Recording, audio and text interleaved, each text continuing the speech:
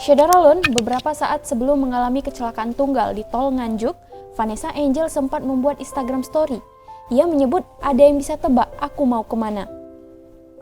Instagram story tersebut diunggah Vanessa Angel sekitar 8 jam yang lalu saat masih dalam perjalanan. Ia memperlihatkan pembatas jalan sembari merekam dengan fitur bumerang dari Instagram. Dalam unggahan tersebut, Vanessa juga menambahkan fitur tanya jawab dan menyematkan sebuah pertanyaan.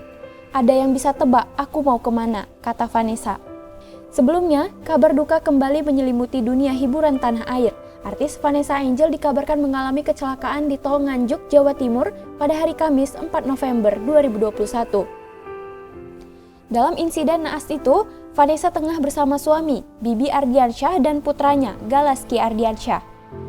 Kabid Humas Polda Jawa Timur Kombes Gatot Repty Handoko membenarkan artis Vanessa Angel dan suaminya Febri Ardiansyah meninggal dunia dalam insiden kecelakaan di Jalan Tol Nganjuk arah Surabaya.